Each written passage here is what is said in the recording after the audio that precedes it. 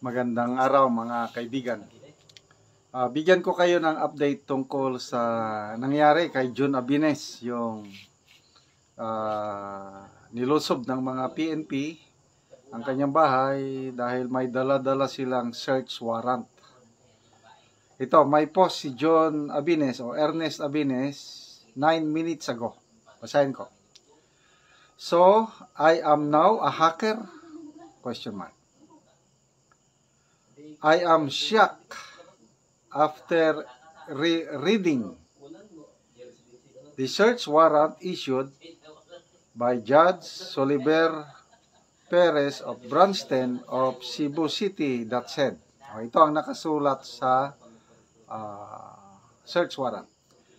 Wherefore, by virtue of WSSECD, siguro may meaning ito, you are hereby authorized to search, seize, and examine the computer data in relation to illegal access to the information, data, and computer system of the Philippine National Police that may be contained in and including the following.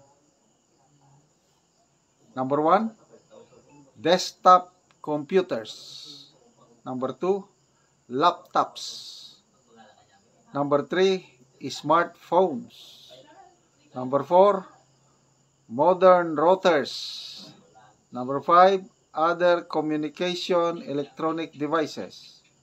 Number 6, digital storage. Number 7, SIM.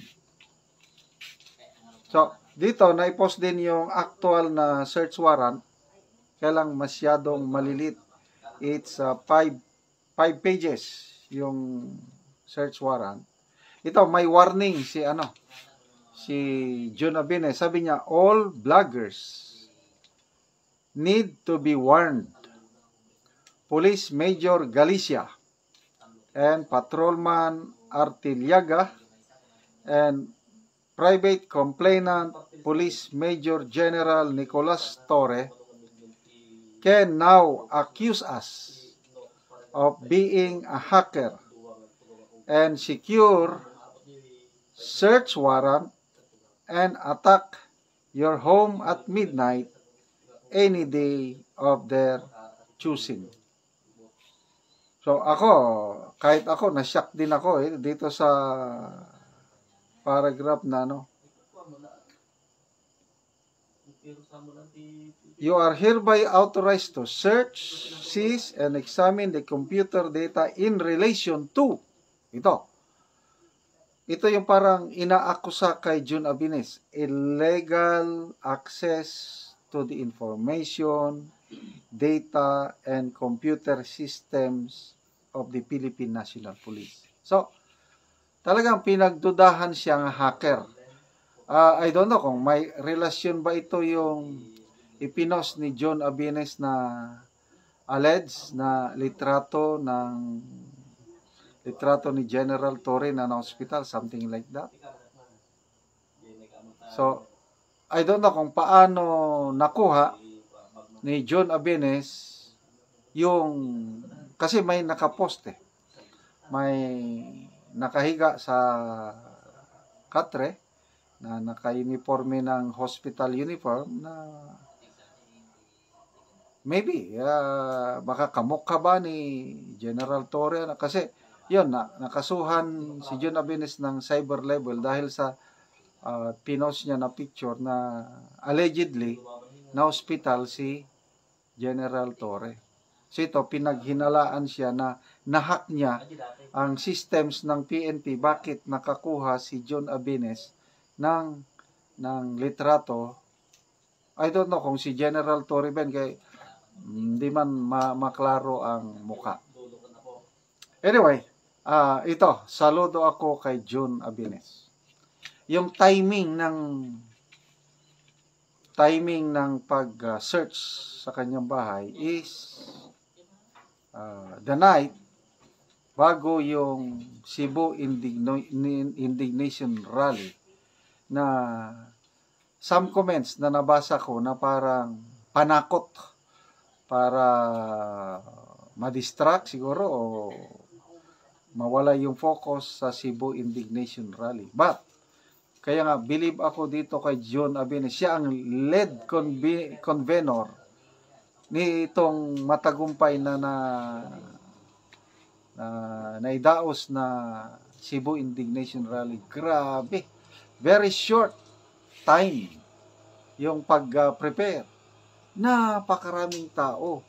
Sabi nila, kung mas maluwag pa yung space, baka mas marami pang tao. Kasi siksikan yung mga tao eh.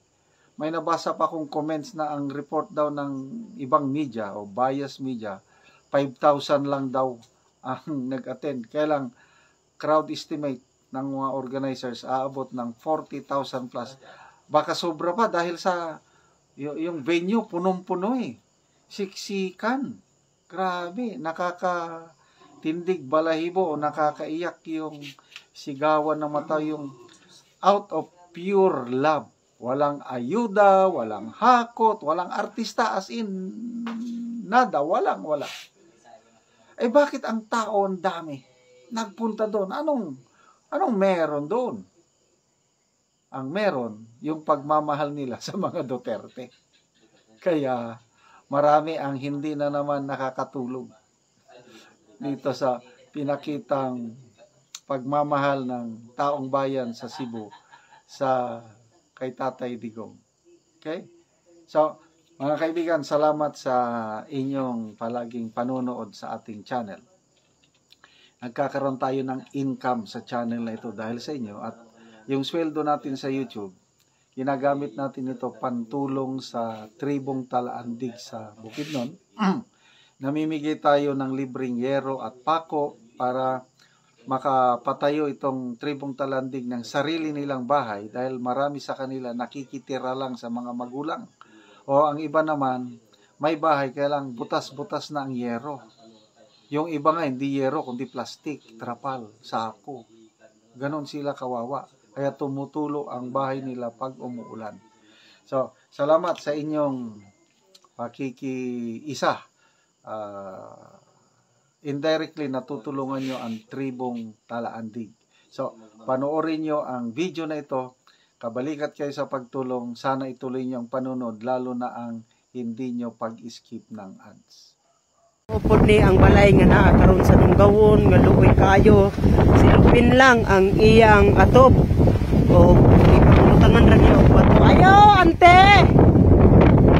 Oo. Sakat ko ante ha. Sakat ko sining balay. Maing buntag ante. Maing buntag po. Oo. Muna ni ante mong atop. Muna na among atop. Luoy man kayo kaani ante, silupin ra. Tanawag gani daw. Silupin ra, gibutangan ra og bato dito. Dabi ante kung mahawa ng bato, magisi na ng silupin. Nagisi na la, mulupad na na gyud. So luoy man kanap. Kung wala pa na butag bato, mulupad naman na. Oo. Murang ibutang. So inyong mga salog ante, mga bulsot na sad. Muna ni inyong balay.